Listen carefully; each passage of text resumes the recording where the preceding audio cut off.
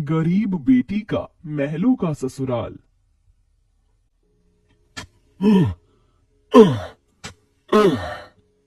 तपती धूप में वह गरीब किसान खेतों में फावड़ा चला रहा था। उसके माथे से तर तर पसीना बहे जा रहा था। तभी गंगा गमछा उठाकर पिता का पसीना पूछती है।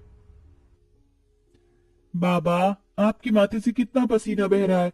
आप थक भी गए हैं, थोड़ी देर आराम कर लो, फावड़ा मुझे दो। गंगा को खेत में फावड़ा चलाते देख सेवक राम की आंख भर आती है। मेरी गरीब बेटी के जिन हाथों में मेहंदी लगनी थी, उन्हीं नाजुक हाथों से मेरी गंगा सख्त फावड़ा चला रही है। तू एक गरीब की बेटी को ही ऐसा भाग्य देकर क्यों भेजता है भगवान? एक गरीब के जीवन की सबसे बड़ी दुविधा बेटी को ब्याहना होता है। ये कहानी है ऐसे ही किसान सेवक राम की, जो बड़ा गरीब है। उसकी दो बेटी गंगा और अंजू है। यूं तो सेवक राम ने गंगा के लिए कई रिश्ते ढूंढे, मगर भला एक गरीब की बेटी का हाथ कौन थामना चाहता है। किसी तरह से उनका जीवन कट रहा था। सेवक राम, उसकी बूढ़ी पत्नी जानकी और दोनों बेटी सारा दिन तपती धूप में खेत में काम करते रहे। शाम को खेत का मालिक ब्रिज वहां आया। अरे ओ सेवक राम, सारा खेत जोत दिया? जी ब्रिज बाबू, खेत भी जोत दिया और बीज भी बो दिया। ये ले, तेरे परिवार की आज की दिहाड़ी 250 रुपए। ये क्या मालिक, आप पैसे तो कम दे रहे हैं। पहले मेरी अकेले की दिहाड़ी आप मुझे 200 रुपए देते थे, फिर घटाकर 100 रुपए कर दिया और फिर सीधे 70 रुपए कर दिया, और उसमें भी पूरे पैसे नहीं दे रहे हैं। मैं, मेरी दोनों बेटी और पत्नी को मिलाकर हम कुल 4 जन आज खेत में दिन भर जर मर कर खटे हैं। अरे 30 रुपए ही तो कम है, उसमें क्या तू खरीद लेगा है? एक एक रुपया भी मेहनत से कमाना पड़ता है मालिक। फिर ब्रिज बाकी के 30 रुपए भी सेवक राम को दे देता है, जिसके बाद वह अपनी मढ़ई में आ जाते हैं और गंगा सबको खाना बनाकर खिलाती है और एक फटे गुदरी पर पूरा परिवार जमीन पर लेट जाता है। मगर एक पिता होते हुए सेवक राम चिंता में सो भी नहीं पाता। वह रात भर आंसुओं से बिछौना भिगोता है। अजी, आप अभी तक जाग रहे हैं? जिसके घर में जवान बेटी ब्याहने को हो, वो कैसे सोए? जाने मेरी गरीब बेटी के भाग्य में क्या लिखा है। भगवान ने सभी के घर आंगन में भाग्य जाग रहे हैं, मगर मेरी मढ़ई के आंगन में मंडप कब बनेगा? अजी, तुम चिंता मत करो, भगवान ने कहीं न कहीं जोड़ी बनाई होगी। सेवक राम का यही दुख कम न था। अभी तो और भी कठिनाई आने को थी। अगले दिन जब चारों खेत में पहुंचे कि तभी। क्यों रे सेवक, कल तू 30 रुपए के लिए पाट पड़ा रहा था, अब क्या करेगा? क्योंकि ये सारी की सारी जमीन तो पृथ्वीराज जी ने खरीद ली। तभी अंजू ने गंगा से कहा, दीदी, अब हम क्या खाएंगे?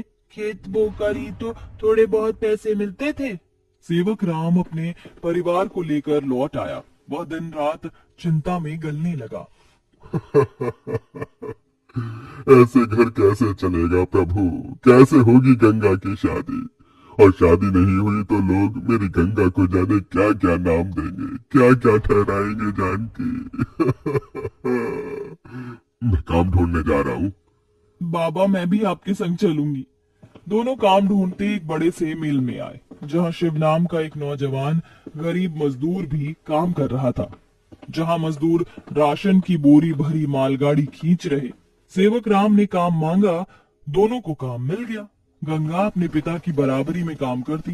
तपती धूप से अक्सर उसके पांव और हाथ में मालगाड़ी खींचने से छाले से पड़ जाती, तो वहीं घर आकर वह अपनी माँ का हाथ बटाती। आप ही अपनी चक्की पीसती, कड़ी धूप में सड़कों से गोबर बीन कर लाती, उपले बनाती। एक दिन मालगाड़ी खींचते वक्त शिव उसकी मदद करता है। काका, क्या मैं आप दोनों के साथ खाना खा सकता हूँ? बड़ी भूख लगी है और मैं खाना भी नहीं लाया। हाँ बेटा, आओ ना। ये कहते हुए गरीब गंगा अपने प्याज और रोटी में से उसे भी देती है और हिचक से भरकर कहती है, माफ कीजिएगा, आपको खिलाने के लिए हमारे पास कोई पूरी पकवान तो नहीं है। जो है यही खा लीजिए। शिव वह रूखा सूखा भी हंसकर खाने लगा। अब अक्सर शिव उनकी मदद कर देता। उसकी अच्छाई गंगा के मन को भाने लगी और एक दिन शिव ने कहा, काका, अगर आप मुझे इस काबिल समझे तो मैं आपकी बेटी का हाथ थामना चाहता हूँ। बेटा, मेरी गरीब बेटी को तुम जैसा मेहनती जीवन साथी मिलेगा। मुझे तुम पसंद हो बेटा। गरीब सेवक राम की दिली इच्छा तो थी कि गंगा को बड़ा और अच्छा घर द्वार मिले, मगर उसके मन में शिव को लेकर भी एक संतोष था। मगर सेवक राम ने जो कभी सोचा भी नहीं था, अगले दिन वो हुआ। कई बड़ी गाड़ियां लाइन से उसके चौखट पर आईं और शगुन से भरी थालियों के साथ शिव अपने परिवार के संग उनके घर आया। उनके महंगे कपड़े लत्ते देख एकदम महलों में रहने वालों से थे। शिव के संग उसके माता पिता पृथ्वीराज, वसुंधरा और बहन योगिता थी। अंजू ने उन्हें देख तपाक से बोला, अरे बाप रे, ये तो राजा महाराजा से लगते हैं। अजी आपने तो कहा था शिव गरीब घर का लड़का है। शिव बेटा, ये सब क्या है? यही मेरी सच्चाई है काका। माफ कीजिएगा, मैं मजदूर या गरीब नहीं था, बल्कि महलों का बेटा हूँ। मगर मुझे एक ऐसा जीवन साथी की खोज थी जो मेरा धन दौलत देखकर मुझे न अपनाए। इसलिए मैं उसे ही ढूंढने के लिए ये जीवन जी रहा था।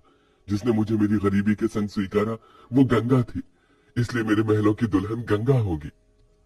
गंगा बनोगी मेरे महलों की बहू और मेरे बेटे की दुल्हन। अपनी गरीब बेटी के लिए महलों से आया रिश्ता देखकर सेवक राम बड़ा रोया। भगवान, तूने मेरी फटी झोली में इतनी खुशियां डाल दी। मेरी बेटी महलों की दुल्हन बनेगी। हर बाप चाहता है कि वो अपनी बेटी का हाथ जिसके हाथ में दे वो उसे रानी बनाकर रखे। अब मेरी बेटी सचमुच में महलों की रानी बनेगी। समझे जी, मंगनी कर ले। मगर इतनी छोटी सी मढ़ई में सब कैसे होगा? ये तो टूटी फूटी है, आप लोगों के खड़े होने लायक भी नहीं है। मगर इस मढ़ई में आप जितने दिलदार लोग रहते हैं तो ये महलों से बढ़कर है। इसके बाद सेवक राम के छोटे से मढ़ई में उसकी गरीब बेटी की मंगनी होती है, जहां और थोड़े दिन के बाद बड़े ही धूमधाम के साथ गंगा की शादी होती है, जहां वह मंडप में मन ही मन कहती है, हे गौरी मैया, आपका धन्यवाद जो आपने मुझको मनचाहा वर दिया। इसके बाद गंगा विदा होकर अपने महलों के ससुराल में आ जाती है, जो दुल्हन के जैसा सजा हुआ होता है, जहां कई नौकर चाकर शाही अंदाज में उसके स्वागत में खड़े थे। तभी महंगे से लहंगे में ननद योगिता ने कहा, आइए भाभी, आपके महलों के ससुराल में आपका स्वागत है। जैसे ही योगिता गाड़ी से उतरती है, तभी नौकर चाकर थाली में फूल लिए खड़े उसके स्वागत में फूल बिछाए जाते हैं। जहां कल तक उसके पांव को कांटों की चुभन मिली थी, आज वह महल की दुल्हन बनकर फूलों में बदल चुके थे। जहां महल के द्वार पर सास वसुंधरा ने स्वागत किया, आओ हमारे महलों की दुल्हन, तुम्हारा स्वागत है। इस सोने की कलश को अपने दाहिने पांव से गिराकर अंदर आ जाओ। जी माँ। गंगा ने कलश गिराकर स्वागत किया। तभी ससुराल वालों ने उसे अनेकों तोहफे दिए। गंगा बहू, ये हार पिछले कई पुश्तों से हमारे महल में चला आ रहा है। अब तुम इसकी हकदार हो। भाभी, ये तोहफा मेरी तरफ से और ये तोहफा मेरी ओर से बहू। गीता दे रही हूँ, मैं जानती हूँ तुम इस महल का मान बढ़ाओगी। गंगा ने गीता को माथे से लगाया और फिर सास ससुर का आशीर्वाद लिया। माँ जी, बाबूजी, मुझे आशीर्वाद दीजिए ताकि मैं इस महल का मान निभा सकूं। सदा सुहागन रहो, जुग जुग जीती रहो। फिर गंगा विदाई में दिए अपनी गठरी को संग लिए शिव के साथ कमरे में आ गई, जहां आलीशान बड़ा कमरा, ऐशो मखमल का बिछौना और सब कुछ था, जिसे उस गरीब दुल्हन की आंखें देखती रह गईं। कैसा लग रहा है महलों के ससुराल में आकर? खुशी से गंगा की आंखें भर आई। उसने कहा, यकीन नहीं होता, भगवान ने एक बार में ही इतनी खुशी दे दी। शिव, सब एक सपने जैसा लग रहा। अब यही तुम्हारी दुनिया है। उस रोज जमीन पर सोने वाली गंगा मखमल के बिछौने पर सोई। अगले दिन वह नहा धोकर नीचे आई, जहां खाने की शाही मेज लगी थी और इर्द गिर्द नौकर खड़े थे। बहू बैठो, खाना खाओ। तभी नौकर ने गंगा को खाना परोसा। एक निवाला खाते ही गंगा को अपनी संघर्ष भरी जिंदगी और याद आ गई। उसकी आंखों से आंसू छलक गए। क्या हुआ गंगा बहू, खाना अच्छा नहीं बना? नहीं माँ जी, बहुत अच्छा बना है, बस ये सब खाने की तो एक गरीब की ख्वाहिश होती है। मैं बहुत खुश हूँ, बस चाहती हूँ कि हर लड़की को उसके सपनों का ससुराल मिले, जैसे मुझे मिला। थोड़े दिन में गंगा अपने महलों के ससुराल में सुखी से रहने लगी। किसी गरीब की बेटी को चुनकर हम भी ये पुण्य कमा सकते हैं।